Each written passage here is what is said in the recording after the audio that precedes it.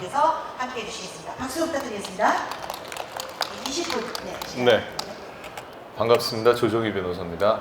지금 제가 맡은 주제는 디지털 자산 규제 설계와 방향이라는 주제이고요.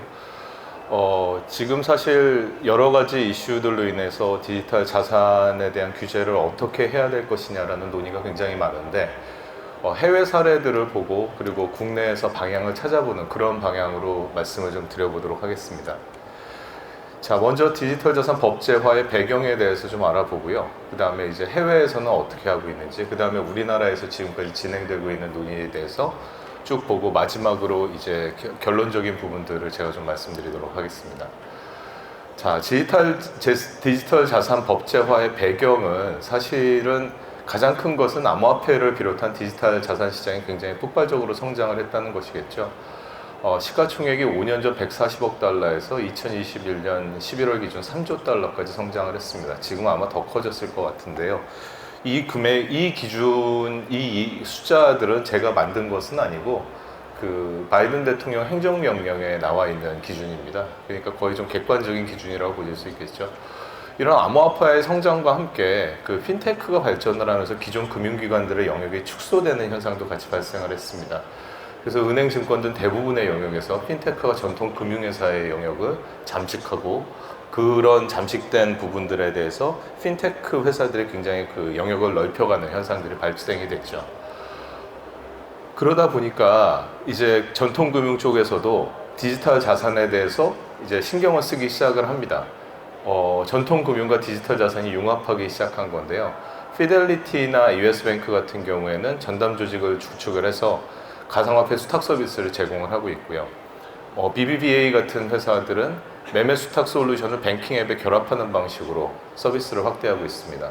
우리나라의 은행들 같은 경우에도 이 가상화폐, 우리나라 은행들은 사실 신탁업을 영위를 하고 있는데, 사실 신탁법상 자본시장법이죠. 옛날 신탁업법이 이제 자본시장법으로 들어갔는데, 자본시장법상 수탁받을 수 있는 자산의 종류가 제한이 돼 있어요.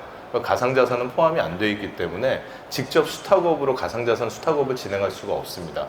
그렇기 때문에 국내 은행들은 이제 가상자산 수탁 서비스를 제공하는 업체들과 조인트 벤처를 설립을 해서 지금 간접적으로 수탁업 진출을 계속 하고 있는 상황입니다. 그리고 가상자산의 또 커다란 흐름 중에 하나가 증권형 토큰인데, 우리나라에서는 이게 아직 활성화되어 있지 않지만 미국이나 홍콩에서는 이미 증권형 토큰을 거래하는 플랫폼들이 등장하고 있습니다. 그리고 일본에서는 굉장히 다양한 증권에 대해서 토큰화해서 발행하는 사례들까지 있고요.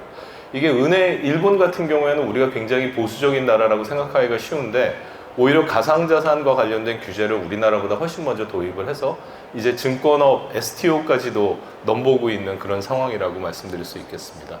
홍콩 OSL 시큐리티즈는 아예 가상자산 전용, 이제 어떻게 보면 증권형 가상자산 전용 플랫폼, 거래 플랫폼이라고 볼 수가 있는데요. 이제 홍콩에서 규제가 완화되고 이 증권형 가상자산을 거래하기 위한 규정들을 완비를 하면서 지금 아주 활발하게 영업을 하고 있는 상황입니다. 또 지금 최근에 디지털 자산 규제가 빨리 도입이 돼야 된다라고 생각을 많이 하시게 된 계기가 테라 루나의 몰락이 있습니다. 다들 너무 충격을 받으셨던 사안인데, 사실 테라 루나 같은 알고리즘형 스테이블 코인 같은 경우에는 일반적인 스테이블 코인이 기초자산을 가지고서는 이제 패깅을 해서 서비스를 제공한다면은 기초자산 자체를 코인으로 만들어서 알고리즘 형태로 $1 패깅을 유지하는 그런 형태의 코인입니다. 처음부터 굉장히 어떻게 보면 알고리즘 스테이블 코인이 위험성이 높은 게 아니냐라는 목소리가 있었고, 이따 보시겠지만 작년 11월에는 미국의 규제 당국이 그 위험성에 대해서 경고를 하기도 했습니다. 근데 그 규제가 도입되기 전에 올해 초에 터진 거라고 볼 수가 있고요. 적절한 규제가 적시에 들어오는 게 얼마나 중요한지를 테라루나 사태가 보여준다고 할 수 있습니다. 그리고 최근에 다들 많이 충격을 받으셨던 FTX 파산도 같은 맥락에서 이해할 수가 있습니다. 거래소 토큰을 이용한 과다 레버리지의 문제가 결국 유동성 위기를 불러오고 뱅크런을 갖고 오고 결국은 파산까지 이르게 된 것인데요. 가장 큰 문제가 이 거래소 토큰을 이용한 레버리지에 대해서 규제할 수 있는 방법이 없었다는 겁니다. 근데 우리나라 같은 경우에는 특검법상 거래소 토큰을 발행하는 게 사실상 금지가 되어 있기 때문에 우리나라 거래소에서는 이런 일들이 발생할 수가 없습니다. 이게 보여주는 거는 적절한 규제가 적시에 들어왔을 때 어디서는 파산이 돼서 수백만 명의 피해자가 생기고 우리나라 같은 데서는 거래소 토큰 자체가 금지가 되어 있기 때문에 이 거래소 토큰을 반칙으로 이용하는 게 불가능해졌다. 이러한 규제의 필요성을 역설하는 것이라고 할 수 있습니다. 해외 디지털 자산 법제화 현황을 보겠습니다. 미국 같은 경우에는 사실 전 세계에서 최초로 가상자산에 대한 법제화가 들어온 나라입니다. 근데 문제는 이제 연방 단위에서 이제 법제화가 없었고 주법 단위에서 있었다는 것인데요. 2015년에 비트 라이센스, 뉴욕주의 비트 라이센스가 가장 최초의 가상자산 관련된 법제였습니다. 근데 이 연방법과 관련해서 2022년 3월, 올해 3월이죠. 바이든 대통령 행정명령으로 디지털 자산의 책임 있는 개발 보장에 대한 행정명령이 나왔습니다. 그 구체적인 내용은 혁신은 지원하고 위험은 완화한다. 근데 기술상의 주도권은 유지하고 국제적 논의에서 미국이 주도권을 가지고서는 주도적 역할을 하겠다라는 내용입니다. 이게 보면은 사실 우리나라에서 규제 당국이 가지고 있는 입장과 굉장히 많이 다른 것을 알 수 있습니다. 사실 소비자를 보호하고 그 회사를 보호하고 기업을 보호하고 금융 안정성을 보호한다. 이거는 사실 모든 규제 당국이 가지고 있는 공통된 목적입니다.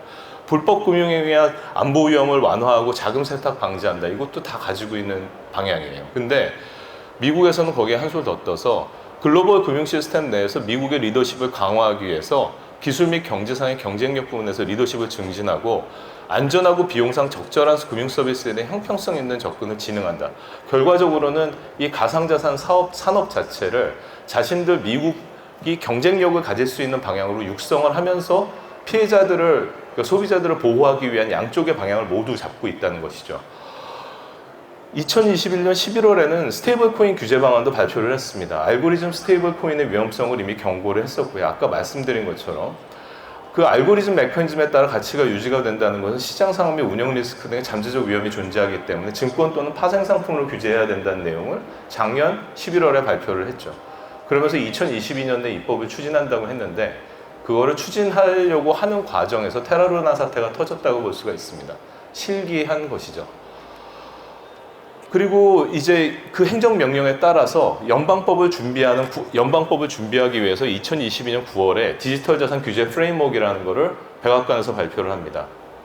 아주 비슷한 내용들이에요. 그 소비자 기업을 보호하고 금융 안정성 강화하고 책임 있는 혁신을 추진하면서 글로벌 금융 리더십 및 경쟁력을 강화하고 불법 금융을 퇴치한다. 하나가 더 추가가 됐죠. 미국 중앙은행 디지털 화폐 CBDC의 개발을 모색한다. 이게 아주 파장이 컸습니다. 미국에서 달러를 기초로 한 디지털 화폐를 개발을 한다라는 거는 사실 기존에 있었던 달러 패깅 스테이블 코인들이 전부 다 없어질 수가 있을 겁니다. 그리고 중국에서 지금 추진하고 있는 CBDC하고도 본격적인 경쟁, 화폐 전쟁이 벌어질 것이고요. 이 추이를 좀 눈여겨보시면 좋을 것 같습니다. 그래서 미국은 지금 주법의 단계를 넘어서 연방법을 준비하고 있는 단계라고 이해하시면 딱 맞습니다. 자, 유럽의 경우를 보겠습니다. 2020년 11월 이제 그 암호자산 시장법을 채택을 했는데요. 유명하죠. 미카라는 법안입니다. 우리가 이 법안에 주목을 해야 되는 이유는 미국의 그 유럽도 미국과 비슷하게 각국이 각자 규제를 도입하고 있습니다. 가상자산과 관련된 규제를 각국들이 다 가지고 있는데 그것을 넘어서 EU 연방 전체에 적용되는 법률을 만든 겁니다. 이것이 거의 다 합의가 돼가지고 마지막 단계만을 남겨놓고 있는데요. 생각보다 좀 시간이 걸리고 있어요. 그 이유가 27개국에 이르는 그 국가들의 언어로 번역을 하는 과정이 좀 시간이 오래 걸린다고 하네요. 그래서 이제 이거는 곧 이제 시행이 될 거라고 보시면 되는데 그 핵심은 암호화폐를 기존 금융상품과 동일하게 취급한다는 것입니다. 그리고 서비스, 그리고 우리가 알고 있는 가상자산 서비스의 모든 형태들에 대해서 합법적인 운영 근거를 마련하는 것이고요. 스테이블 코인 발행 기관에 대해서는 발행된 스테이블 코인 상당의 준비금을 갖추고 하루 거래량을 2억 유로로 제한하는 등의 규제를 적용하고 있습니다. 미카에 대해서 사실 뭐 강의를 한다라고 하면 뭐 2시간도 강의를 할 수 있는데요. 빨리 볼 수 있도록 하겠습니다. 미카에서는 이 암호자산을 분장, 원장 등 암호화 기술을 사용하여 전제적으로 이전 저장될 수 있는 디지털 가치 및 권리, 이렇게 정의를 하고 있는데요. 이게 어디서나 볼 수 있는 거라고 생각하실 수 있는데 사실 분산 원장 등 암호화 기술을 사용하여 라는 이런 암호화 기술에 대해서 정의에 반영을 할 것이냐 말 것이냐가 항상 엄청난 논쟁이 있었습니다. 이 암호화 기술이라는 부분이 들어가면서 그 크립토 애셋이라고 암호 자산으로 정의를 하게 된 것이고요. 미국 같은 경우에는 약간 범위를 넓게 잡아서 디지털 자산이라고 얘기를 하고 있습니다. 그래서 잘 보시면 EU 쪽의 법률에서는 암호자산이라는 표현을 사용하고 미국 쪽 법률에서는 미국 쪽의 이야기에서는 디지털 애셋이라는 표현을 사용하는 걸 알 수 있습니다. 우리나라가 이제 어떤 방향으로 나아갈지는 모르겠지만 일단 요즘의 트렌드를 보면은 우리나라도 디지털 자산이라는 표현을 좀 더 선호한다고 볼 수가 있겠죠. 미카에서는 이 암호자산을 증권형 토큰과 유틸리티 토큰, 자산증거 토큰과 전자화폐 토큰의 네 가지를 구별을 하고요. 증권형 토큰은 증권법에 따라서 가라. 여기선 취급하지 않는다라는 내용을 하고 유틸리티 토큰에 대해서는 규제를 최소화합니다. 자산증거 토큰은 스테이블 코인이기 때문에 굉장히 강한 규제를 받게 되고요.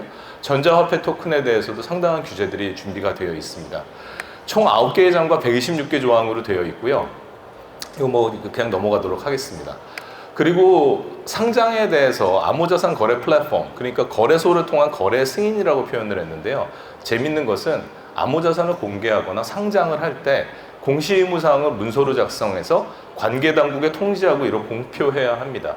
지금까지 모든 거래소, 우리나라를 거래소를 포함한 해외 모든 거래소들은 상장에 대해서 자체적인 내부 규정에 의해서 판단을 하고 진행을 했습니다. 백서라는 것도 어떤 백서의 요건에 대해서 규정이 되어 있는 경우는 많지 않았었고요. 근데 미카가는 처음으로 암호자산 백서의 요건에 대해서 규정을 하고 너네가 ICO를 하거나 상장을 할 때 관계당국에 통지하고 이를 공표해야 한다고 규정하고 있습니다. 이 규정은 제가 봤을 때는 우리나라의 법안에 동일하게 규정될 가능성이 좀 높아 보입니다. 그래서 이 백서에는 어떤 내용이 들어가냐, 발행자에 대한 정보, 프로젝트에 대한 정보, 그리고 거래 승인에 대한 정보, 암호자산에 대한 권리와 의무, 그러니까 그거를 암호자산을 취득하는 사람들이 과연 어떤 권리와 의무를 부담하는지, 그리고 그 암호자산이 어떠한 기반 기술에 근거하고 있는지, 그리고 그 리스크에 대해서까지 적도록 하고 있습니다. 증권에 익숙하신 분들은 이게 어떤 건지 아실 수 있을 겁니다. 이거 사실 증권신고서와 비슷한 내용이거든요. 미카는 어느 정도, 이 정도로 제가 말씀을 좀 드리고요. 시간이 많지가 않다 그래서 미카는 세계 최초의 암호자산 관련 단독 입법입니다. 제가 강조하고 싶은 거는 바이든 대통령의 행정명령과 마찬가지로 EU에서도 블록체인 육성 및 혁신이 저해되지 않도록 하는데 유의하면서 이용자와 투자자를 보호해야 한다라고 강조하고 있는 점입니다. 규제를 만들 때 규제만 생각하는 게 아니라 과도한 규제로 인해서 암호자산 발행이 위축되지 않도록 해야 된다는 점을 명시하고 있는 것이죠. 이게 우리나라 규제 당국과의 가장 큰 차이라고 할 수가 있습니다.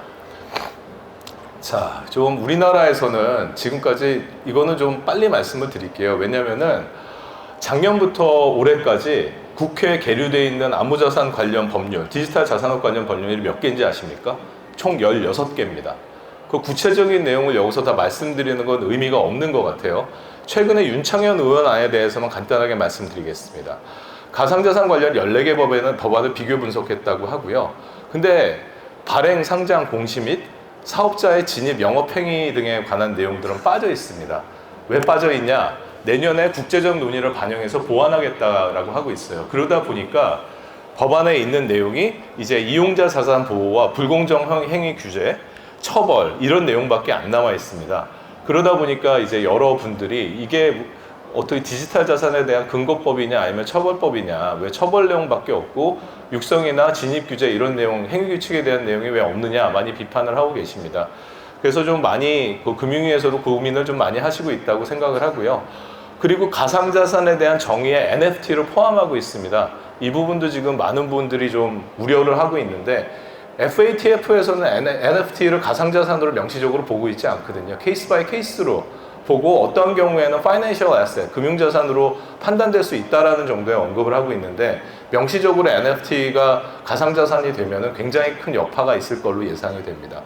그리고 금융위원회 내에 디지털 자산위원회를 설치하고 그 불공정 거래 조사를 위한 압수수색 권한을 주고 있다는 부분도 약간 옥상옥이 아니냐라는 이야기를 듣고 있는 과정에 있고요. 자, 지금 상황은 이렇다고 볼 수 있고 디지털 자산, 이건 금융위가 주최한 내용에서 이제 있었던 디지털 자산 기본법에 대한 내용인데 이건 잠깐 스킵을 하고 바로 결론으로 들어가도록 하겠습니다. 시간이 워낙 짧아서. 미국과 유럽의 법제화 동향에 대한 검토와 반영이 필요한 상황입니다. 그러니까 규제와 시장의 밸런스가 매우 필요한 상황이고요. 이게 규제가 중요한 게 아니라 이 시장이 작동하기 위한 룰을 세팅하는 게 중요하고 시장의 자유를 존중하되 자유의 한계를 설정하는 방향으로 입법이 이루어져야 될 겁니다. 자금 세탁 방지의 필요성이라든가 아니면 증권형 토큰에 대해서 자본시장법이 적용되고 이런 부분들은 이미 돌이킬 수 없는 방향성이 됐습니다. 그래서 근데 이제 증권형 토큰에 자본시장법이 적용이 되려면 증권형 토큰에 대해서 합법적으로 모집할 수 있는 길을 열어줘야 한다고 생각을 하고요. 가상자산 사업자에 대한 규제도 이런 위원회, 디지털 자산 위원회를 통한 국가 주도를 할 것이냐 아니면 자율 규제, 민간 주도의 자율 규제를 할 것이냐라는 논의도 지금 계속 이루어져 가고 있습니다. 시세 조정 내부 자거래 등의 불법 행위에 대해서도 규제한다는 것은 방향성 차원에서는 거의 포기할 수 없는 그런 상황이 되고 있고요. NFT 시장에 대해서는 가상자산 규제가 아니라 NFT의 사업 구조에 대한 규제로 설계로 이제 자문을 받아서 진행하는 것을 권유드립니다. 결론적으로는 우리의 규제는 건전한 시장을 만들고 육성하는 규제가 되어야 한다고 생각을 하고요. 앞으로 진행될 디지털 자산 기본법 관련 논의에 이런 사항들이 반영될 수 있도록 저도 열심히 활동을 하도록 하겠습니다. 제가 준비한 부분은 여기까지고요. 들어주셔서 감사합니다. 네, 미카에 대해서